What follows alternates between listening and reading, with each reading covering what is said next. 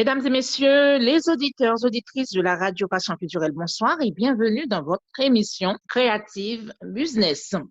Comme vous le savez, cette émission est animée par votre présentatrice, Madame Fanta Bayo-Lévesque. C'est une émission qui a pour but d'aider ou de conseiller les entrepreneurs et ou personnes qui désirent d'entreprendre à prendre la bonne décision. Dans cette émission, on aborde des thèmes comme l'entrepreneuriat, la création d'entreprises, le marketing, la prospection, le démarchage commercial, la facturation, la gestion des risques, les opportunités d'affaires, le financement ou tout autre thème ou concept sur l'activité entrepreneuriale. Un petit rappel, pour participer dans cette émission ou pour passer dans une émission de la radio RPC, vous pouvez rentrer en contact avec nous via ces coordonnées par mail contact@larpcplus.online, par WhatsApp de la radio qui est le 07 81 28 31 76 ou par le site internet de la radio qui est le www.larpcplus.online. Je répète, www.larpcplus.online.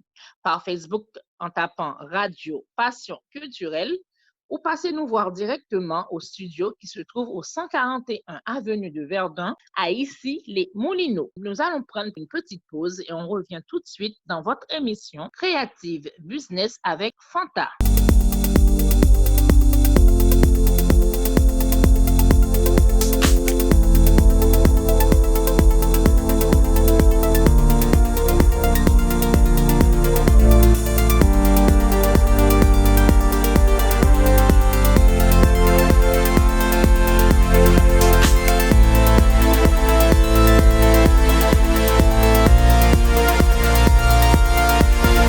De retour dans votre émission Creative Business, après cette pause, sans tarder, rentrons dans le vif du sujet. Alors, je vous souhaite encore la bienvenue à vous, Fanta. Alors, Fanta, en tant que présentatrice de cette émission, avant de commencer nos échanges, pourriez-vous vous présenter en détail pour les auditeurs, auditrices de la radio Passion Culturelle? Merci Lydia, merci beaucoup de m'accueillir dans ce nouveau numéro de Creative Business. Alors je suis la présentatrice de cette nouvelle émission qui s'appelle Creative Business sur la radio RPC, Radio Passion Culturelle. Et le numéro d'aujourd'hui, on va en parler tout à l'heure, ce sera sur le déconfinement. Alors pour me présenter, je suis Fanta Bayo-Lévesque, je suis entrepreneur, j'ai deux activités exactement. Alors, auparavant, j'étais salariée de grands groupes et de PME. J'étais dans le domaine de la logistique. J'étais ingénieure logistique d'ailleurs. Ça s'était très, très bien passé jusqu'au jour où, malheureusement, on nous a annoncé un licenciement économique. J'ai dû quitter mon poste d'ingénieur et ce licenciement m'a permis de me poser beaucoup de questions sur le salariat et puis de peser le pour et le contre entre le salariat et l'entrepreneuriat. Et c'est en 2015 que j'ai décidé de me lancer, de sauter le premier pas et de créer mon entreprise en tant que micro-entreprise dans un premier temps. Et là, actuellement, je suis consultante en système d'information. Donc, je m'occupe pour des sociétés, que ce soit des PME ou des grands groupes, je m'occupe de leur système d'information, c'est-à-dire que tout ce qui est système de gestion, facturation, ressources humaines, ou production, je vois avec eux comment on peut avancer, mais avec leur système d'information. Et en parallèle aussi, je développe un autre business, comme je vous l'ai dit tout à l'heure. Alors là, c'est dans le marketing collaboratif, où là aussi, c'est aussi comme auto-entrepreneur. Et là, par contre, c'est vraiment un autre domaine. Et là, je crée justement une base clientèle pour proposer des produits, mais également pour proposer une démarche. Donc, j'encourage d'autres personnes à se lancer aussi dans l'entrepreneuriat. Ça demande effectivement beaucoup de travail. Donc, il faut se remettre en question, savoir est-ce que c'est bien pour l'intéresser de travailler pour quelqu'un, pour un patron, ou est-ce que c'est bien de travailler pour soi-même. Donc, il faut vraiment se poser des questions et ensuite, une fois qu'on est déterminé, pouvoir sauter le pas. Donc voilà pour ma petite présentation. Bon, j'ai oublié de dire aussi que je suis très, très, très occupée. Je suis maman de 4 enfants. Je suis également présidente d'une association qui s'appelle Ensemble pour le Nimba et je suis membre du MMFLP, le mouvement mondial des femmes leaders panafricaines. Donc voilà, c'est vrai que je suis très occupée, mais avec beaucoup d'organisation et un bon planning, on arrive à tout caser. Voilà Lydia pour ma présentation. Alors aujourd'hui, le thème de ce nouveau numéro de Creative Business, on va parler des premiers jours du déconfinement qui s'est passé en France. On va parler de ces premiers jours de déconfinement, mais dans un contexte business, donc chef d'entreprise, entrepreneur, comment s'est passé ces tout premiers jours. Alors, dans le premier numéro de Creative Business, j'avais abordé déjà le sujet que faire pendant le confinement et préparer le déconfinement en tant que chef d'entreprise ou entrepreneur. Alors aujourd'hui en France, le gouvernement a décidé que l'économie devait reprendre étant donné que le nombre de patients en réanimation avait diminué. Donc, de ce fait, quelques entreprises, quelques commerces, les écoles, bon, pas toutes, les lieux publics ont réouvert, même si ce n'est pas la majorité des secteurs. Donc, le déconfinement a eu lieu progressivement en France depuis le 11 mai. Il y a encore un département qui est Mayotte, qui reste confiné. Donc, on va commencer cette chronique et parler du déconfinement. Ma première question, Fanta, le déconfinement a eu lieu progressivement en France. Il y a un département, Mayotte, qui doit rester confiné. Comment cela s'est passé pour la majorité des entreprises? Oui, alors merci pour cette première question, Lydia. Alors effectivement, en France, depuis le 11 mai et après 2 mois de paralysie, l'État a mis en place de nouvelles mesures de déconfinement cette fois-ci pour permettre à l'économie de reprendre progressivement. Donc aujourd'hui, un salarié n'a plus besoin d'attestation pour se rendre sur son lieu de travail, sauf qu'il y a quand même quelques mesures encore restrictives. Par exemple, on ne peut pas se déplacer à plus de 100 km de son domicile, sauf en cas de formation ou ou si le lieu de travail est vraiment à plus de 100 km du domicile, auquel cas l'employeur doit quand même fournir une attestation. Alors pourquoi les mesures sont encore restrictives? Parce que le virus est toujours en circulation. Donc il faut tout de même respecter les mesures de précaution. La pandémie n'est toujours pas terminée. C'est pas parce qu'on est déconfiné qu'on peut à nouveau sortir et pouvoir reprendre ses activités que le virus n'est plus en circulation. Donc il faut continuer impérativement à suivre les principes de précaution, c'est-à-dire se protéger, porter un masque, limiter tout de même les déplacements inutiles et respecter les gestes barrières et la distanciation sociale. Donc ça, c'est extrêmement important. Alors, concernant les entreprises, il y a beaucoup d'entreprises qui ont pu reprendre leurs activités et qui ont dû imaginer des plans de précaution pour leurs salariés, d'une part, mais également pour leurs clients. Certaines ont dû installer des plexiglas et mettre à disposition à l'accueil ou à l'entrée soit des gels antibactériens pour désinfecter les mains ou soit donner des masques à l'entrée de leur établissement. D'autres entreprises ont dû aussi revoir les emplacements dans les bureaux pour respecter la distanciation sociale entre les collègues. Voici comment ça s'est passé durant cette première semaine de déconfinement dans certaines entreprises. Alors encore une fois, ce ne sont pas toutes les entreprises qui ont dû reprendre, mais ça, je l'expliquerai un petit peu plus tard. Très bien, merci Fanta. Mais quel est le protocole justement de déconfinement mis en place par l'État pour les entreprises?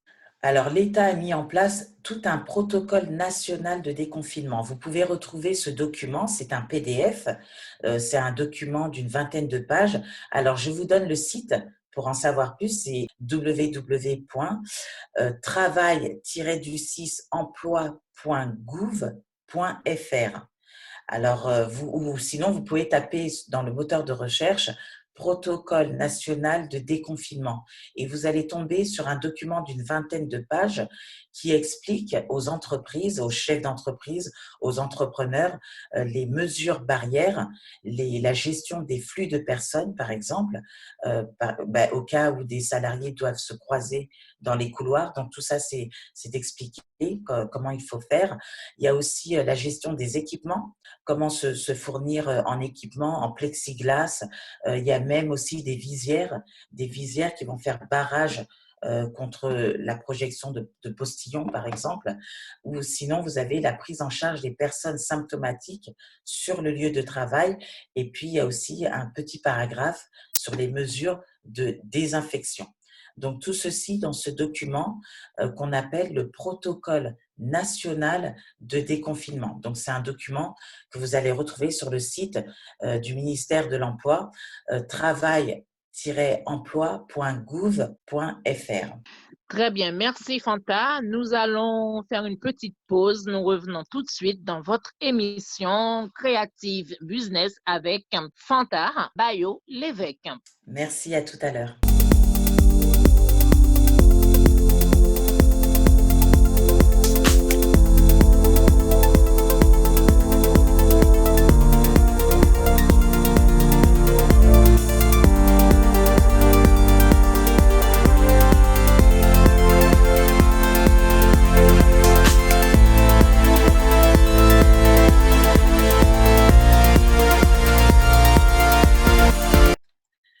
De retour dans l'émission Creative Business sur la RPC Radio Passion Culturelle.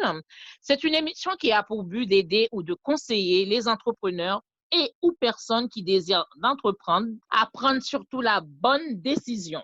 Alors, comment les chefs d'entreprise, entrepreneurs, peuvent-ils anticiper la perte d'une partie de leur chiffre d'affaires? Oui, Lydia. Alors, pour répondre à cette question, bon, je me suis renseignée sur différents sites. Alors, pour les entrepreneurs, pour les artisans, il existe les aides de l'État. Donc, si vous allez sur le site de l'URSSAF ou même sur le site du service des impôts, impôts.gouv.fr, vous allez pouvoir remplir des documents, mais également au préalable, savoir si vous remplissez les conditions requises pour prétendre aux aides de l'État. Donc, allez sur ces sites-là, parce que je sais que beaucoup d'entrepreneurs, malheureusement, et beaucoup d'artisans ont perdu du chiffre d'affaires du fait du confinement. Donc, 2 mois de confinement, 2 mois de paralysie économique ont fait que, malheureusement, il y a eu certains qui ont perdu en chiffre d'affaires. Ils peuvent se faire aider par l'État, donc en allant sur le site de l'URSSAF ou sur le site du service des impôts pour pouvoir remplir des formulaires. Mais avant ça, renseignez-vous tout de même sur les conditions à remplir pour prétendre recevoir ces aides. Sinon, pour les grandes entreprises, c'est vrai que cette perte de chiffre d'affaires, souvent, ça s'est matérialisé concrètement par la réduction des coûts en entreprise. La réduction des coûts, ça veut dire malheureusement la mise au chômage partiel d'une partie des effectifs, ou alors l'arrêt ou le ralentissement de la production et la réduction des dépenses non essentielles, ou même, dans certains cas, la négociation des loyers. Donc, il y a eu beaucoup d'entreprises qui ont été mises en difficulté à cause de cette pandémie et surtout pendant le confinement, justement, puisque l'activité s'est beaucoup réduite. Mais en principe, un entrepreneur, un chef d'entreprise, c'est quelqu'un qui a une large vision et qui s'adapte au changement. Donc ça, je vais en parler plus largement un peu plus tard. Certains ont dû même se reconvertir ou adapter leurs activités au changement. Est-ce qu'on peut dire que le confinement a eu un impact sur la façon d'aujourd'hui d'entreprendre? Oui, il y a eu un impact. Pourquoi? Parce que en fait, certains entrepreneurs ou certains chefs d'entreprise ont été fortement impactés, bien sûr. Quand j'avais parlé dans le premier numéro de Creative Business du confinement, justement, j'avais donné Oui, quelques conseils sur ce que peut faire un chef d'entreprise ou un entrepreneur ou quelqu'un qui est en profession libérale. Qu'est-ce qu'il pouvait faire? On avait parlé de la formation, c'est-à-dire se pencher sur se former pour acquérir de nouvelles connaissances. On a parlé aussi de la reconversion et on a parlé aussi de diversifier son activité pour préparer justement au déconfinement. Alors pour certains chefs d'entreprise qui ont été fortement impactés par la baisse du chiffre d'affaires ou par carrément la fermeture de leur établissement, j'espère en tout cas qu'ils ont eu assez de vision et qui ont pu s'adapter au changement, ben, pour se remettre un peu en question. Alors, qu'est-ce que le déconfinement m'a permis de faire moi en tant qu'entrepreneur? Ça, je vais l'expliquer aussi, je vais parler de ma propre expérience et je vais donner un conseil, c'est vraiment prendre ce confinement pour quelque chose de positif parce que ça nous permet de se remettre en cause. Et si l'économie changeait aujourd'hui d'une autre manière, maintenant on est tourné vers le digital. Donc, revoir un petit peu sa politique en matière de production, en matière d'embauche également, en matière de télétravail, je vais en parler aussi, et savoir aussi s'adapter au changement. y a-t-il des secteurs d'activité qui ont su tirer leur épingle du jeu par rapport au confinement? Oui, il y a des secteurs d'activité qui se sont détachés justement et qui ont connu un essor grâce au confinement. Alors, on peut parler déjà de la grande distribution qui a connu un fort développement pendant le confinement, puisque ça répondre à des besoins primaires de chacun.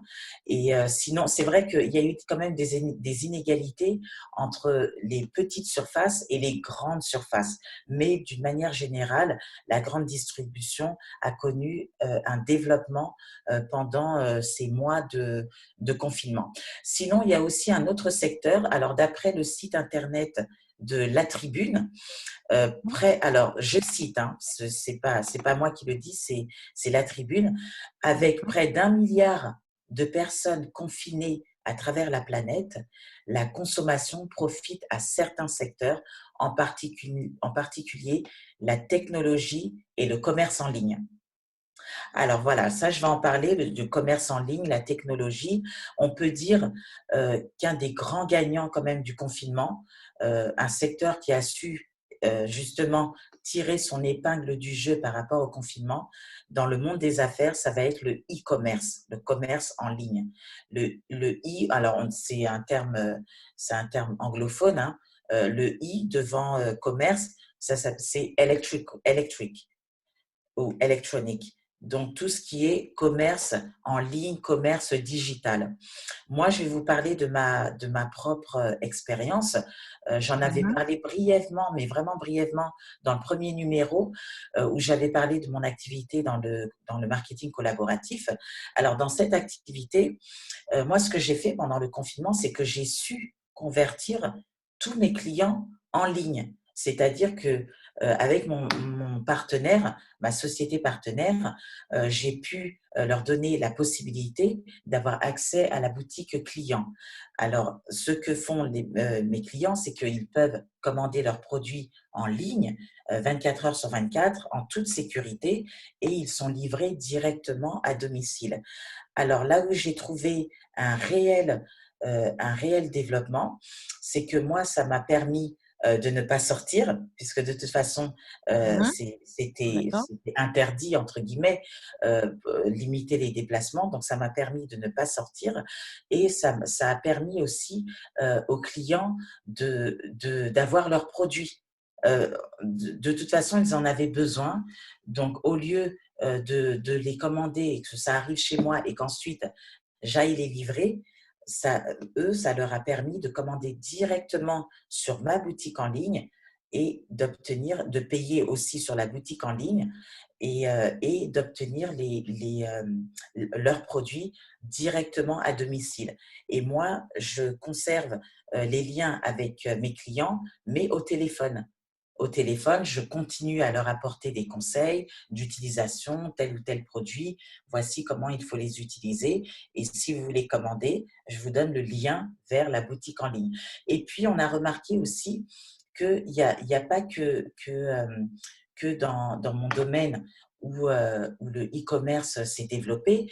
On a vu aussi Amazon, même s'ils ont fermé pendant quelques jours, Amazon a aussi connu un fort développement parce que c'est du commerce en ligne. On a aussi, je vais le dire aussi tout à l'heure, des restaurateurs qui ont fait Mhm. aussi de la vente à emporter. Donc, tout ça, c'est pour éviter une trop grande perte de chiffre d'affaires. Donc, on peut dire, juste pour résumer cette partie-là, que les deux secteurs qui ont connu un essor par rapport au confinement, c'est la grande distribution, parce qu'il faut répondre à des besoins primaires de chaque consommateur, et également le commerce en ligne, donc avec le digital. Merci Fanta. Une courte pause, nous revenons rapidement avec votre présentatrice Fanta Bayo Lévesque dans l'émission Créative Business.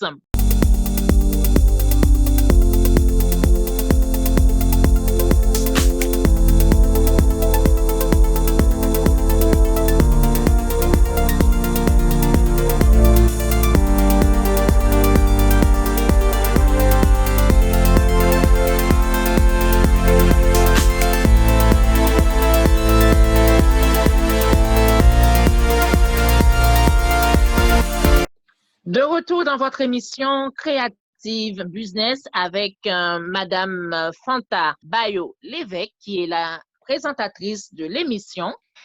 Alors, Fanta, avant et après confinement, qu'est-ce que cela signifie pour les entrepreneurs chefs d'entreprise? Alors, pour répondre à cette question, Lydia, pour la plupart des entrepreneurs ou des chefs d'entreprise, il y a effectivement un avant et un après crise sanitaire due au coronavirus. On ne va plus regarder le monde des entreprises ou le monde des affaires de la même façon qu'avant. Ça va être vraiment différent. Il y a un réel changement qui s'est produit avec cette crise sanitaire. Alors, de nombreuses entreprises et dans certains secteurs où le télétravail, je pense, sera vraiment privilégié. Bien entendu, ce ne sont pas toutes les sociétés qui peuvent mettre leurs salariés en télétravail, mais quand cela sera possible, je pense que le type même de travail à effectuer va beaucoup changer. Et je pense aussi que le télétravail sera à l'honneur et sera largement privilégié. Alors, pour celles qui le peuvent, pour les entreprises qui le peuvent, le télétravail va continuer puisque de toutes les façons, il est conseillé de limiter quand même au maximum les déplacements, notamment dans les transports et puis même en voiture. Et puis de toute façon, on redoute une nouvelle vague. Donc il est quand même conseillé pour celles qui le peuvent, bien sûr, hein, ce ne sont pas toutes les entreprises, mais il est conseillé de garder au maximum les salariés en télétravail. Pourquoi? Parce que c'est vrai qu'on a peur qu'une nouvelle vague arrive et qu'on soit de nouveau confiné. Et puis, de toute façon, le télétravail a prouvé pendant le confinement que les salariés étaient tout aussi efficaces et rentables, entre guillemets, hein. Vous savez, quand on parle de salariat, on Mhm. parle de rentabilité du salarié. Donc, ça a prouvé quand même que les salariés pouvaient garder leur activité en faisant du télétravail. Mais encore une fois, ce ne sont pas toutes les entreprises qui peuvent mettre tous leurs salariés en télétravail. Alors pour d'autres chefs d'entreprise ou d'autres entrepreneurs, la vision sera certainement portée vers la diversification de leurs activités. Alors voilà ce que je veux dire par là, c'est qu'un chef d'entreprise Après le déconfinement, il va faire une analyse. Bon, qu'est-ce qui a marché? Qu'est-ce qui n'a pas marché? Combien j'ai perdu de chiffre d'affaires ou au contraire, combien j'ai gagné?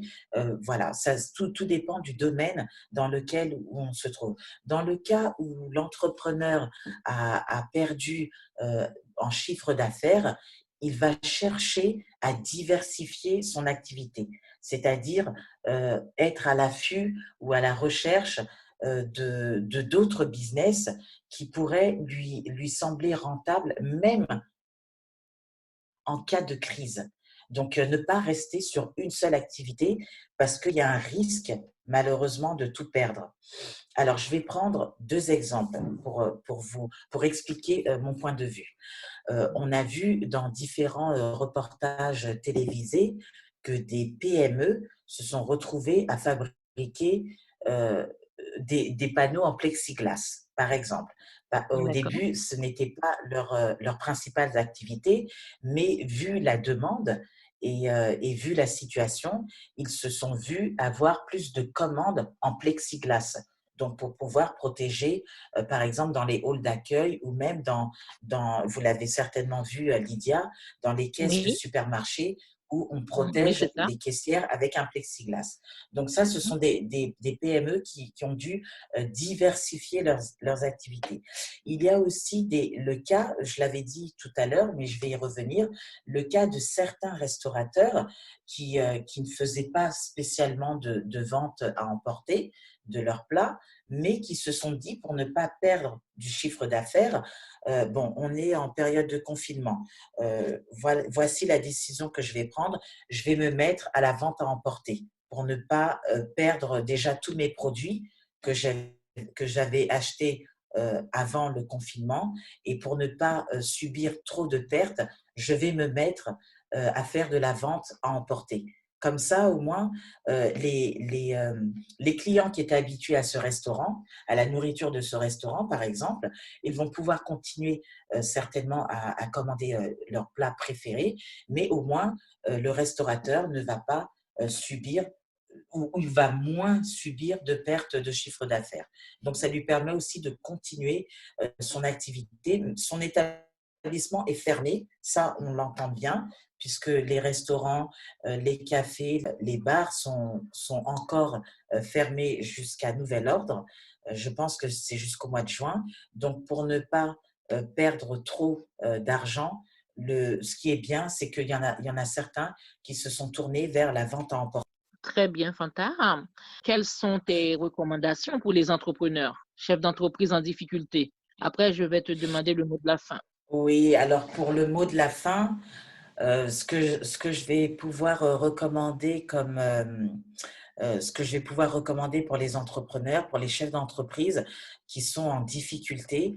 Un entrepreneur, d'une manière générale, c'est quelqu'un qui est ouvert. C'est quelqu'un qui est ouvert d'esprit parce que c'est quelqu'un qui a su prendre une décision, la décision d'entreprendre, la décision de monter sa propre affaire ou d'ouvrir son propre commerce. Donc, c'est quelqu'un qui est très curieux de ce qui se passe dans le monde qui l'entoure. C'est quelqu'un qui est très curieux. Alors, c'est exactement comme un salarié. Un salarié qui, pendant le confinement, par exemple, souvent, ces deux catégories de personnes commencent à réfléchir sur leur avenir professionnel. Un salarié va se dire, par exemple, est-ce que c'est comme ça que j'envisage la suite de mon travail? Est-ce qu'il ne serait pas mieux ou est-ce qu'il serait temps peut-être de réfléchir à me reconvertir dans un autre domaine? Parce que la société envisage peut-être de me licencier, vu elle-même ses difficultés économiques. Est-ce qu'il ne serait pas mieux pour moi de chercher une autre voie? Un entrepreneur, ça va être la même chose. Il va se dire, bon, j'ai mon business qui est comme ça et qui a subi ça ou ça, je suis en difficulté. Est-ce qu'il n'est pas préférable de profiter pour me former et faire autre chose? Est-ce que je ne ferais pas un autre business, par exemple, quelque chose de plus rentable? Est-ce que je ne travaillerais pas à domicile, par exemple? Ce sont vraiment des recommandations que je donne. Je Oui. prends le cas de quelqu'un que je connais qui est esthéticienne et malheureusement, son salon a été fermé pendant 2 mois et aucune rentrée d'argent pendant ces 2 mois. Et cette personne, elle s'est posé vraiment des questions. Qu'est-ce que je dois faire ou comment je vais m'en sortir quand je vais pouvoir réouvrir mon salon d'esthétique? Qu'est-ce que je vais faire? Parce que même quand on rouvre son commerce, moi, elle m'a expliqué que c'est 2 à 3 clients par jour, pas plus.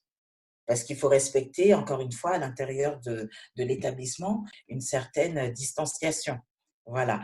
Donc, tout ça, ce sont des questions auxquelles il faut réfléchir pour les entrepreneurs.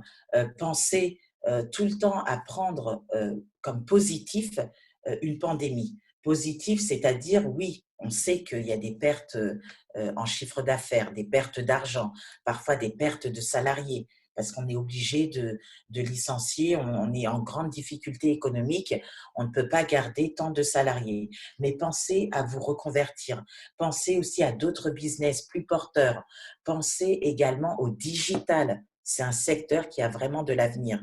On a la chance ici en France, en Europe, d'être largement couvert au niveau d'Internet. Donc, pensez à vous former et à vous digitaliser parce que c'est vraiment quelque chose qui est porté vers l'avenir. Quand je dis digitaliser, c'est-à-dire que si vous êtes artisan ou créateur, vous créez des bijoux, par exemple, pensez à Oui. ouvrir un site Internet. Comme ça, vous ne Mhm. perdez pas vos clients. Si vous êtes potier ou vous vendez des objets, pensez à ouvrir un commerce en ligne. C'est quelque chose qui, malgré la crise, vous allez conserver vos clients. Donc, c'est vraiment quelque chose à réfléchir. Moi, ce sont ces recommandations que je peux donner. Il est préférable de garder toujours un esprit ouvert, ouvert à d'autres domaines qui sont beaucoup plus porteurs. Donc, c'est vrai que la société change. Aujourd'hui, on l'a compris, avec cette pandémie, il y aura effectivement un avant et un après confinement. Donc, pour un autre entrepreneur, toujours se poser la question, OK, mon commerce a été fermé pendant 2 mois. Comment puis-je envisager d'autres sources de revenus? Parce que pendant que mon commerce est fermé, il n'y a aucune entrée d'argent. Comment je peux faire pour pallier à ce manque à gagner? Comment puis-je me développer pour diversifier mon activité et mes revenus? Donc, je prends encore une fois mon propre exemple. Oui. Moi, je vous ai dit plusieurs fois dans le premier numéro et même aujourd'hui, je vous ai déjà Mhm. dit que j'ai 2 activités, une dans le consulting avec les systèmes d'information et l'autre dans le marketing collaboratif. Alors, vous savez ce qui s'est passé pour moi dans le consulting. J'ai pas fait beaucoup de missions de conseil pour les entreprises. Pourquoi? Parce qu'elles-mêmes étaient en grande difficulté. Mais par contre, mon autre activité dans le commerce collaboratif, ça, par contre, je l'ai vraiment développée. Et c'est ce qui m'a permis d'avoir une autre source de revenus et de ne pas perdre les clients que j'avais auparavant dans ce domaine-là. Donc, pour un chef d'entreprise ou un entrepreneur, surtout ceux qui ont un esprit vraiment ouvert et qui sont prêts à découvrir autre chose, pensez digitalisation. Ce sera le mot de la fin. En conclusion, ce qu'on s'est dit aujourd'hui dans ce nouveau numéro de Creative Business, on a parlé des premiers jours, de la première semaine de déconfinement en France pour les entrepreneurs et pour les chefs d'entreprise. On a parlé des aides qui pourraient leur convenir, c'est-à-dire les aides de l'État, surtout pour ceux qui ont perdu du chiffre d'affaires. Ils peuvent aller sur le site du ministère de l'Emploi, travail-emploi.gouv.fr. Vous avez aussi le site de l'URSSAF ou même le site des impôts. Renseignez-vous simplement sur les conditions à remplir pour pouvoir prétendre à ces aides. Sinon, vous avez aussi, attention, qui dit déconfinement dit mesure de précaution parce qu'on redoute malheureusement une nouvelle vague. Donc, vous avez pour cela tout le protocole. On a parlé du protocole national de déconfinement. Donc, c'est un document que je vous encourage, vous les entrepreneurs ou les chefs d'entreprise, à étudier. Ça va vous permettre de mieux gérer ce déconfinement et de mieux accueillir vos salariés en entreprise, par exemple. On a parlé également de 2 secteurs qui ont su tirer leur épingle du jeu par rapport à cette crise sanitaire. Alors, le premier, ça a été bien évidemment la grande distribution, qui est l'une des grandes gagnantes de cette pandémie, mais également le e-commerce. Le e-commerce, c'est Mhm. aussi un secteur que je recommande vraiment pour les entrepreneurs, se tourner vers ce domaine-là. Pourquoi? Parce que c'est un domaine qui est porteur et c'est un domaine où, enfin, qui ne demande pas nécessairement beaucoup de formation, mais c'est un domaine en plus qui est international. Donc, on peut se tourner vers l'international si on se digitalise. C'est-à-dire que, je prends encore un petit exemple, quelqu'un qui vend des bijoux, qui crée des bijoux, peut ouvrir son site internet. Elle aura certainement des clients à l'international, un petit peu partout, qui vont lui commander ces objets via le site internet. Donc, pensez vraiment au e-commerce. C'est un secteur qui porte ses fruits et là, on l'a connu pendant le confinement, pendant cette crise sanitaire. Très bien. Merci. C'est la fin de l'émission. Je remercie tous les auditeurs, auditrices qui étaient branchés pour participer et écouter l'émission Creative Business. Un dernier rappel, pour participer dans cette émission ou pour passer dans une émission de la radio RPC, vous pouvez rentrer en contact avec nous via ces coordonnées par mail contact@larpcplus.online, par WhatsApp de la radio qui est le 07 81 28 31 76 ou par le site internet de la radio qui est le www.larpcplus.online. Par Facebook en tapant Radio Passion Culturelle ou passez nous voir directement dans notre studio qui se trouve au 141 avenue de Verdun à Issy, les Moulineaux dans le 92. Alors, merci encore. À très vite pour une nouvelle émission Creative Business avec Madame Fanta Bayo-Lévesque. Merci beaucoup, Lydia. C'est vrai que cette émission, c'est juste un petit rappel, mais c'est pour donner C'est ça. des conseils, pour encourager les entrepreneurs, ceux qui veulent se lancer. Lancez-vous, voilà, prenez la bonne décision. Pour les salariés aussi, on ne les oublie pas, bien évidemment. Les salariés qui souhaitent évoluer aussi au sein de leur entreprise, sachez ayez l'esprit ouvert, diversifiez vos connaissances. Comme ça, vous pourrez également évoluer au sein de votre entreprise ou dans d'autres entreprises. Mais surtout pour les chefs d'entreprise, encore une fois, ayez l'esprit ouvert. Sachez, prenez du recul par rapport à cette crise sanitaire et essayez également de diversifier votre activité pour ne pas avoir une seule activité et une seule source de revenus. Donc, je vous donne rendez-vous dans un prochain numéro de Creative Business. Merci Lydia, merci pour toutes ces questions et à très bientôt, chers auditeurs, chères auditrices. Merci. Merci Fanta. À la semaine prochaine. Merci.